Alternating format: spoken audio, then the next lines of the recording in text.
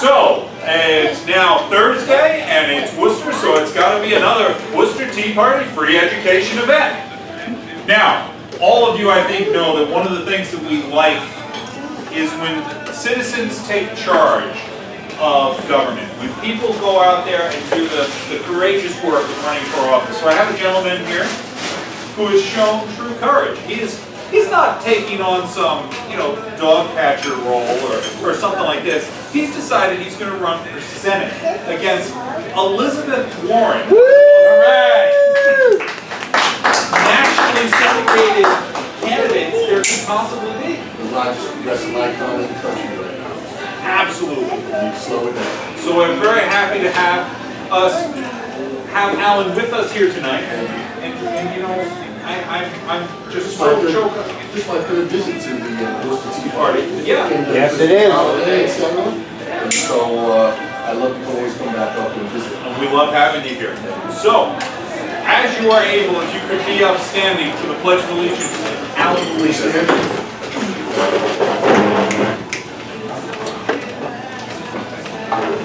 Are we ready? Ready. I pledge allegiance to the flag of the United States of America, and to the republic for which it stands, one nation, under God, indivisible, with liberty and justice for all. Thank you. Thank you.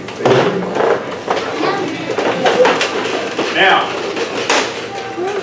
so I don't know if you guys have heard me say this before, since I've only said it like a million times, but I draw great solace from the Bible, and one of the stories that gives me most solace is the story of Noah. Because God chose Noah not because he was either the owner of a zoo or the best boat builder in all of creation, but of course he is the most famous owner of a zoo and the most famous boat builder in all of time. And that's kind of something that I can reach, because honestly I'm an old fat guy that sells paint for a living. Never thought politics would be part of my life. I had talked with Corianne, the Reverend's wife, and she knew exactly what I was talking about when I told her this. She and Reverend Massey have been driving all over the country, bringing the self-evident truth ministry to people, talking about the miracles, talking about the foundation of our country that is often lost. So, if I could have you come on up here and everybody give a warm welcome.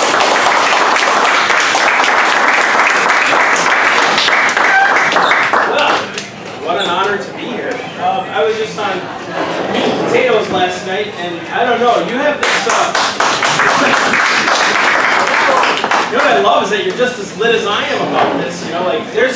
There's obviously a war going on with the soul of America, and that's really what we got to fight right now. I think you asked me last night why we started this group, and I find most people actually find it shockingly ironic that I'm Hispanic, first generation, and I'm talking about conservative values, politics, and Christianity, because that's just not something that you see. I mean, it's not the norm in the media. I do say it's the norm from what I see and where I travel. I think the media does a good job of hiding that. But I'm going to tell you right now, we've been going into colleges and high schools for the last 2 years spreading this message, because kids are obviously not only being, I believe, lied to, but I also believe it's a systematic thing. When you can just constantly erode the bed of righteousness, it goes away eventually. And then people start trusting in themselves. I was just telling my wife earlier today, I find it funny how, no matter what side of the argument you are on this, we're trying to legalize marijuana, right? Whether recreational or not. And people say, well, if the government regulates it and they tax it, it'll be more money for us anyways, and guess what? There'll be less felonies. These same people are the ones decrying the fact that the government can't run their own household. They run a checkbook into the ground, right? So we got to be careful about what we want out there. I'm not saying I'm not for or against it. As a matter of fact, I think there's some valid points to get the government, especially the federal government, out of our lives and let the state governments do what they're called to do. That's why we have 50 state governments, legislators, and constitutions, right? So the federal government right now, you guys know, I'm not trying to preach to the choir. My job is to get you gigs so you guys can keep singing. That's my job, right? Because I'm tired. I had a guy tell me that once. He goes, are you going to come and preach to the choir? I said, nope, but I hope you'll get out of rehearsal and start singing. That's my hope, right? And so the name of our outreach is Self-Evident Ministry. We started this 2 years ago, but I've been preaching like this for about 12 years, going all over the country, and I've been in a couple of other groups. I'm also the vice president of an outreach called the Institute on the Constitution. We do national Constitution courses, and it's pretty darn phenomenal what we're doing with, especially the homeschool crowd right now. We are literally dominating that field right now. There's a lot of kids. I'm glad that they're not going to public school to get indoctrinated, but it doesn't matter. If they don't know anything about freedom, it won't matter in the end, right? If we can't be free. And I think you asked me why we started this, and I got to get back to that point. It's because if I can preach freedom spiritually and I don't have freedom naturally, it's in vain. That's ridiculous. It's dumb and it's asinine. For God to set me free, but I can't be free in the natural. That's ridiculous. My duty as a preacher is to preach freedom in America. Why? Because Jesus even said, when the disciples asked him, how do we pray? He said, our Father which art in heaven, hallowed be thy name, thy kingdom come, thy will be done on earth. Right? As it is in heaven. I didn't see anywhere in his kingdom where man rule over other men. I believe you can rule yourselves, and the greatest law that you have is inside of you, your conscience. That's what our founders believed. Man can run each other's own lives. We don't have to have a government force constantly dictate what we do. Governments are good when they punish evil, but when they go outside of that and start dictating your rights, they've now become God. And that's the problem that we see. So we're going to go through a lot of different things. I got saved in 2001. I was 21 years old. This was actually just a couple years ago. I was in a Christian heavy metal rock band. All That might right. seem oxymoronic to some of you, right? All Christian right. heavy metal. But yeah, that's me. I was a lead singer of a band. I toured for 12 years. We went into colleges, high schools, and shared our testimonies. We also talked a lot about freedom. Why is it that in America, again, we're being dummied down so much that the government does everything for you? Can we all agree now? Look at the kids. They want free college. They're not the first ones signing up to sign their checks over to the government, are they? They're ready to vote away your money, right? And that's what Ben Franklin said. When the people find they can vote themselves money, that'll herald the end of the republic. And that's what's been happening for a long time. Again, we got to start getting wise to this. You guys saw my wife, Carrie Ann. She went somewhere. She sets up all the tours. Well, she's smart. She went somewhere That's else. right. She don't want the glory. Is what it is. Now, I can't do anything without this woman. I mean, she sets up all the tours. She even dresses me. She makes me look good.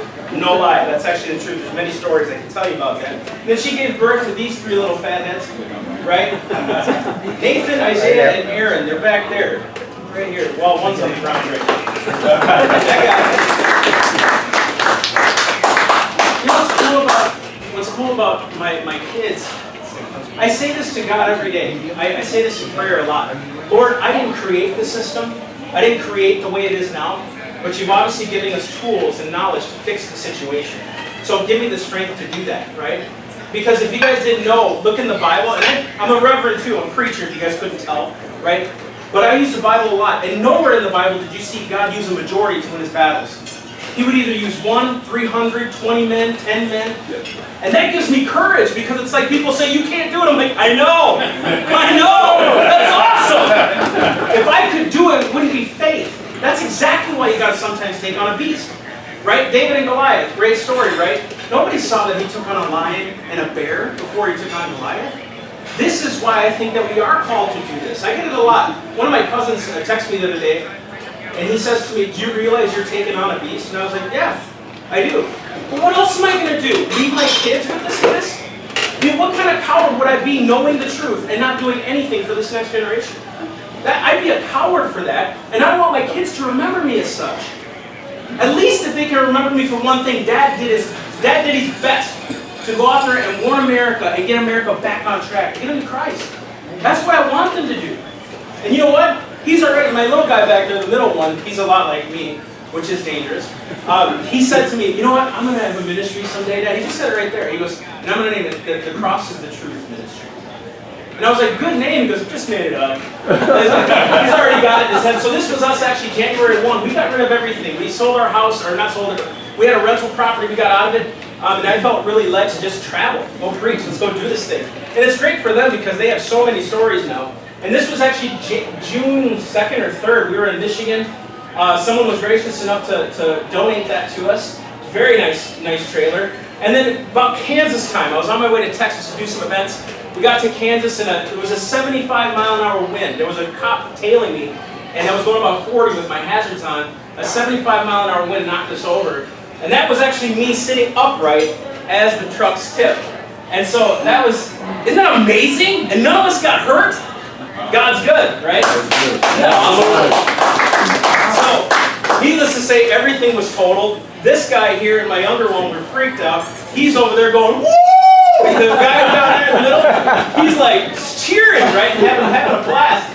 That was awesome, Dad. Right. And by the end of it all, I started to realize, why did this happen? I think you asked that yesterday, Chris. Why do things like this happen? And I used to get mad about situations like that. Why does this stuff happen? But dude, I'm going to tell you guys some really cool stories that have happened in just 1 month. This happened June 15th. And what are we, June 20th now? July. I'm sorry, July 20th. So 1 month and 5 days. I'm going to tell you some awesome things that have happened in just 1 month. We're going to talk about the duty of the citizen. Can the republic survive without God? I got this question last night when we were on the radio. I get this a lot actually from churches too. Guys, pray for us because Massachusetts is opening to us big time. Especially in the churches where they're most afraid to talk about politics. And the one thing I always say to church pastors is this. What are the 2 things they tell you not to talk about at Thanksgiving dinner? Religion and, guess what we're going to talk about today? Religion and politics, because they need to be addressed, right? Why is it they tell you not to talk about those 2 things when they're the most influential things in our lives? True? Yes. We don't talk about religion, we talk about politics. It influences you more than anything, right? And it's sad that we can't talk about it. And this is just one of the slideshows that I do. I also do one on the pursuit of happiness, the general welfare, and what the real true intent of that is. So this is Daniel Webster. Doesn't he look happy? what a guy. These guys were geniuses. I mean, they were geniuses. His cousin was Noah Webster. You ever heard of Webster's Dictionary? I have one from 1828, and it's an awesome dictionary. You guys should invest in one. They're about $75. I encourage you to go get one. And this guy here said this, hold on, my friends, to the Constitution and to the republic for which it stands.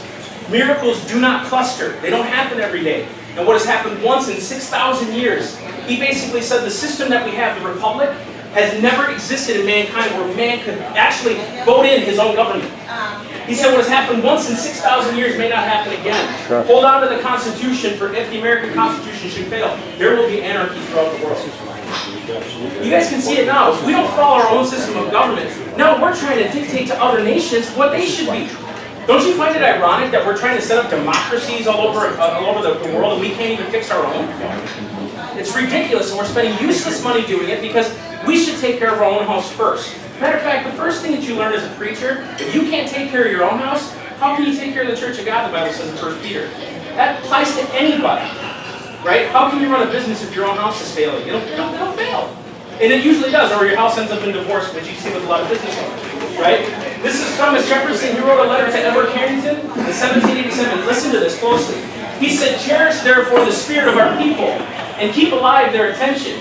If once they become inattentive to the public affairs, you and I and Congress and assemblies and judges and governors shall all become wolves. It seems to be the law of general nature. Isn't it true? You know what's crazy about man is we always want to rule it. We always want someone else to take care of the problem. We might not realize it, but we always do, right? So as you get busier and busier and busier, you're like, you know what, I can't mow my lawn anymore. Let me go hire a lawn guy. You know, there's always something that we try to do to pawn it off on someone else so that we can continue to do what we want to do. The funny thing about the founders was they couldn't do anything they wanted to do. They were literally in office against their own will, some cases not even being paid, to do what they were doing. And you know what? They did it because they knew it was their duty before God to do it. They knew that if they didn't do it, who would? And I find it ironic now that the people now in America, especially our congressmen, can say, well, we're really trying to hear you guys. We're trying to hear and understand the voice of the people. Really? Do you really understand my plight as you're making $200 grand a year? Do you really understand that you don't have to pay for health care and I do? Do you really understand that my cupboards are empty and yours aren't? Do you understand that if I get pulled over because I have a broken taillight, I can't get out of that ticket, but you can? You don't understand me. You don't understand me. Because they've been in a career situation for so long. You said it right, sir. We need statesmen again. We need statesmen again. Not politicians. As a matter of fact, it never should have been about politics. The one thing that I address with churches is this. When we start talking about spiritual matters in a political way, that's where we start to lose battle. Let me explain. Marriage. I'm just going to dive right into it, okay? Regardless of what your feelings are about marriage, gay marriage, whatever. Where does the federal government have the authority to rule on marriage anyways? Can anybody tell me that? Where's their authority under the law, the Constitution, or anything, that they have the authority to tell you what a marriage is? Now, where do people typically get married? In a church. Church! Exactly. The only thing that you see on marriage is in the Bible. Because God determines what marriage is. It's a covenant between you, the man that's in front of you doing the officiating, and God. And if you guys have an old Bible like I do, there's a marriage certificate in the beginning. Up until about 1840, that was an actual marriage certificate. You didn't have to register yourself with the government or anything like that. Am I saying that's wrong? No. But look at now. Now, since you register with us, we can tell you what marriage is or what isn't. We left off our duty as the church. And I'm talking about me here, not talking about you, because I don't know if you guys are part of the cloth or not, but I am, okay? I'm telling you my position, my situation. Nowhere in the Constitution, federal or otherwise, does any government have any business in marriage or restrooms. Oh, if they're going to vote this and they're going to vote that, boot the judges out. They're not supposed to be ruling on those matters. It's not their jurisdiction. When we realize that they work for us, that's when things start to change.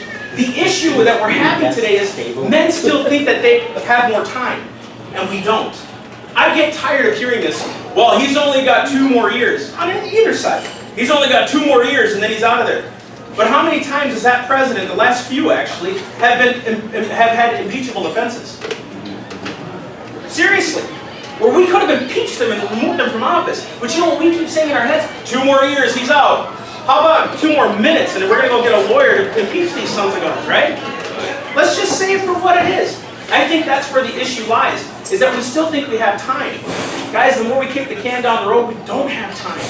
Because my kids are at stake. Guys, the national debt has not gone down. And you know what? I don't care. You guys might take this the wrong way. I'm not saying I'm anti-Trump, or I'm not like that. I'm not. But let me say this. Since he's been in office, has government gotten smaller? No. They're still passing laws. Still trying to dictate you. This stuff happens on both sides. Don't get deceived on what you see out there. I love you know what gives me hope is that you have a petition right now getting the people rallied up against her, right? Not just because it's her, but the people are getting involved to do it. They're not depending on a politician to get her out. They're depending on themselves now. Since they won't listen to us, then we have to do it. Sound familiar? 1776. That's exactly the way it was back then. Let me say this to you too. Do you guys remember, what did you guys do on July 4th? Watched the fireworks, had a great grill out, right? I did too. I enjoy every minute of it. I looked at her and I said, you know what's so funny? Today, we're supposed to celebrate the fact that we got rid of government tyranny. Not the fact that we beat Britain. False story. We got rid of a government tyrannical system. And tomorrow, after we get done with this party, we're going to go back into that same tyrannical system that we're complaining about. As we celebrated independence from the very thing that we're dealing with. Does this make sense? That's how great the situation is to me. That's why I get so passionate about it. Because kids today have no idea what we're talking about. Especially in colleges. They're getting lied to by the minute. Right? I just found out a new statistic, actually. 75% of kids that enter into college lose their faith in Christ. It's 50% amongst high school or homeschool students. That's insane. That's insane. Right, let's continue. This is Samuel Adams. You guys know him. What's he known for today? Give me a lager, right? Samuel Adams. He said, instead of sitting down satisfied with the efforts we have already made, which is the wish of our enemies, the necessity of the times more than ever calls for our utmost deliberation, fortitude, and perseverance. Now's the time to start getting dirty and real about this stuff. So we got Trump in there. Great. Look at the people around him. They're pansies. Let's shoot straight, right? Sure. He starts talking about things like, whoa, whoa, whoa, he's getting a little extreme. What do you mean extreme? Have you seen what the other side's been doing for the last 30 years? They ain't holding back. They're not stopping.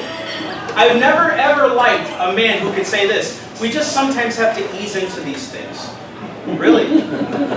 If your ship was heading for the harbor, full on, full blast, would you just say, well, we can't. We just have to ease into it. We got to just easily turn the ship. Or we better turn this thing now, we're going to wreck into the harbor. That's what's happening. Right? Sometimes, some of us are not all called to do what I do. We're not all called to do what this gentleman's doing running for office. We're not all called to run the Tea Party, but we're all called to do something.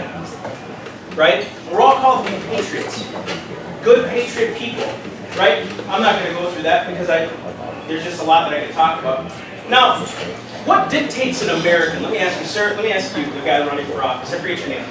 Alan. Alan, nice to meet you. Nice to meet you as well. All right, what constitutes an American these days? Certificate, a birth certificate, or a social security number, or a driver's license, or what constitutes an American? That's a good question. I haven't really thought of it that way, other than someone who born here, supports the Constitution, supports the laws of the country. But I guess that doesn't define Americans, because It doesn't really. no, it doesn't. No, No, it it doesn't. doesn't. Because even a lot of people that are born here in America don't even understand our laws. No. The crazy thing is my own mother, who just got her citizenship 10 years ago, Yeah. she worked 25 years for it, taught her how to read English. I taught her how to read English and write English, testing her for those tests. Yes. Right? She understands more about the law than most of my friends who have been born here.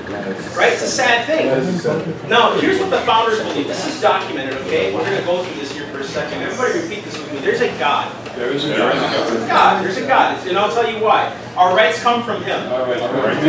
The purpose of government is to secure our God-given rights. The purpose of government is to secure our God-given rights. Now think about that. This is what constituted America, because if you look at George Washington, Thomas Jefferson, John Adams, Benjamin Rush, Elbridge Gerry, all these signers, none of them had a passport. None of them had a social security or a driver's license or anything like that. They ascribed to this view of law of government. Allow me to explain that because of this. They said this: we hold these truths to be what? Self-evident. In kid terms, that term today means duh. Self-evident, duh. We're all created equal. Right here, it's underlined. We're created. There is a God, right? That they're endowed by their Creator with certain inalienable rights. Our rights come from Him. And among these are life, liberty, and the pursuit of happiness. And then to secure these rights, governments are instituted among men. If you look at that declaration, do you see in there that it says the government is supposed to regulate your rights or to tell you what rights are? No. No, that's why they wrote the Bill of Rights. Because they understood that governments can go corrupt quickly, can't they? Right? But they said this, and it was actually a fight about this. They didn't want to list the rights. One side didn't. You know why? Because then they would say, the government would come eventually one day and say, well, that's all the rights you have. But then the other side said, yeah, but if we don't enumerate rights, the government will say eventually if they go corrupt that you don't have any.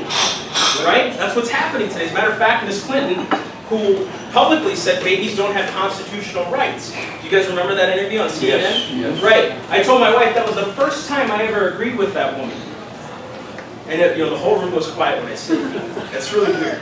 But allow me to explain, because the Constitution doesn't give you rights. It's not even in the Constitution. It's the Bill of Rights, and God gives you rights, not the Constitution. So we have to be careful, because her view of government just came out in that same sentence. The Constitution doesn't give babies rights. Nope, God does. You know why? Because of this, right here, life. Very simple, right? The Fifth Amendment, the 14th Amendment give you right to life with due process. When does a baby have due process? If they've been aborted before they even get out of the womb, right? Here's the other side of it. All men are what equal? Created, right? It doesn't say they were born equal. It doesn't say that they were evolved equal. It says that they are created equal, which means, according to the founders, where does life begin? Creation. That's exactly right. At the inception of life. So the debate's over. The problem is, again, we've created this life issue a political issue. How can man determine what life is? Right? Guys, I'm going to be very blunt here, and please don't take this the wrong way, but you can take it how you want to, I guess. If a government can tell you when life begins, it'll tell you one day when life ends. I can promise you. Oh, absolutely. Happens in many civilizations. Still happening in many civilizations. People think that socialism is good. I've had to talk to many college students about this. Did you realize in the last 100 years alone, we've slaughtered more people in this last century than all centuries combined? All governments around the world. Because that's what socialism does. It doesn't care about the human. And I love how socialists work. They do this. Where it's like, well, we want to give you money. We want to make sure nobody's rich and everybody's on an equal playing field as they live in their castles, as they drive their Audi R8s. Mr. What's his name? Bernie? Yeah. As they drive their Audi R8s, talking about the plight of humanity, right? And how poor everyone is. No, it's ridiculous, right? This is William Blackstone. If you guys don't know, he wrote a 4-volume work called The Commentaries on the Laws of England from 1765 to 1769. Our founders used his works for over 100 years for court cases here in America. And he wrote this statement in one of his works. He said, no enactment of man can be considered law unless it conforms to the law of God. Right. Can you guys think of some laws that have been enacted that don't conform to God's law? It's just a few, right? A lot. Just a few. We're going to talk about that here in a little bit. He also said this: man must necessarily be subject to the laws of his creator. I can end and I can preach a sermon on it. He's saying man has to submit to the God's law. Eventually they do, right? Every man, Democrat, Republican, I don't care who they are, knows that they're being screwed. That's why they're getting active in politics. They know they're being screwed somehow. You know what? The rich have money and I don't, I'm being screwed somehow. True? That's their mentality. We're saying on the conservative Christian side, the government is screwing me out of making my money that I rightly deserve. True?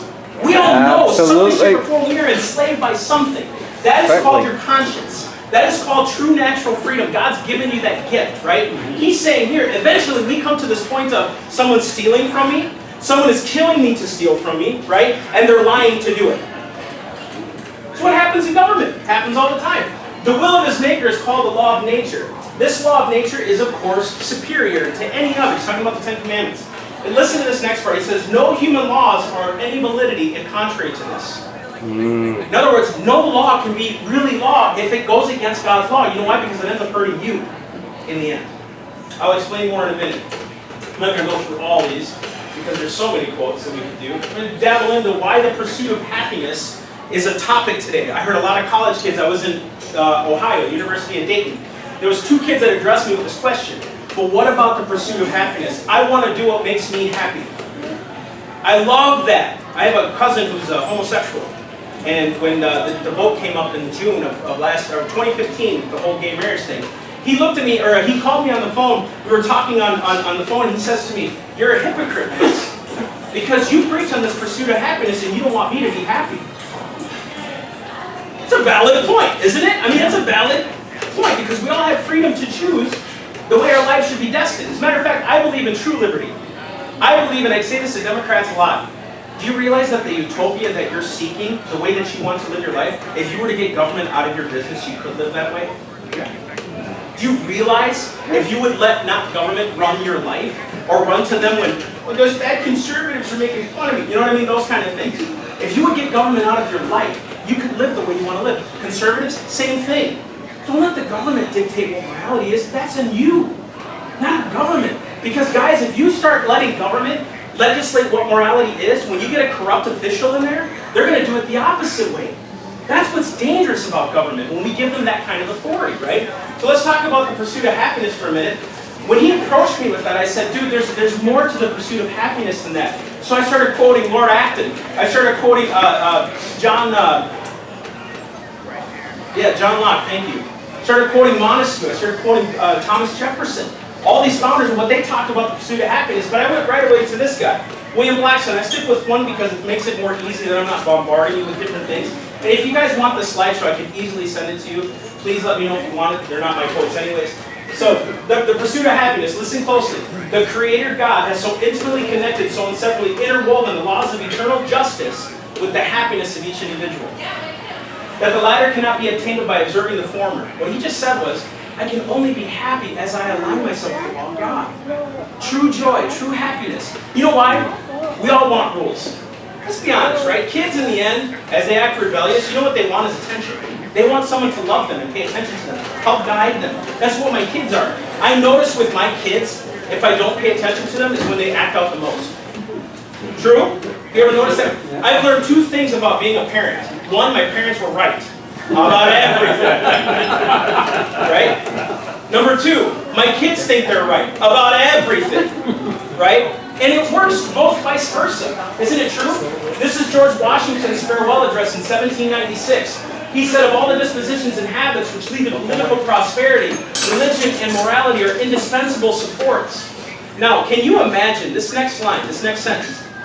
If any politician were to say this today, they'd be considered a racist, homophobic bigot, right? In vain would that man claim tribute to patriotism who should labor to subvert these great pillars of human happiness. You can't even call yourself a patriot, George Washington said, if you try to get rid of religion and morality. But aren't there people out there, especially in public office, trying to do that right now? He's saying to them, you can't even call yourself an American. Can you imagine if Trump said that? Oh my gosh, well, he'd probably say something. He'd tweet that. He'd be the one to tweet that. We don't care. You don't care. Right. Now, this is your Massachusetts Constitution. I love pulling up all state constitutions. All 50 of them have in there saying that our rights come from our God, Almighty God, in all of them, right? Not the almighty light bulb, not the almighty whatever. It says God, okay? Now, I get this question a lot. What God were they talking about? Well, let's go to the foundation of it, right? I could point you to the Mayflower Compact when they came here to America to start populating this area. They said that it was for the glory of Christ and for the advancement of the Christian faith, not the Muslim faith or the Buddhist faith. It was a Christian faith. Second, all 13 colonies have their own state religions, right? I'm not saying I'm for that. What I'm saying is that they all had their own state religions. They were obviously referring to the God of heaven, Christ himself. Each 13 of those states had their own state religion of a denomination of Christianity, okay? You can go back and look it up yourself. Now, here's just your constitution. This is how many of you guys have read your state constitution? In full, the state one, right? Listen to this. The happiness of a people in the good order and preservation of civil government essentially depend upon piety, religion, and morality. Listen close. And these cannot be generally diffused through a community, but by the institution of the public worship of God. Your constitution is literally telling you, go build churches. That's the only way we're going to keep people happy. Yes. Start preaching to them. Keep them in that faith. Keep them. Now, here's what I love about the founders. They knew that all people would be Christian. This is why John Adams said the Constitution is only made for a moral and a religious people.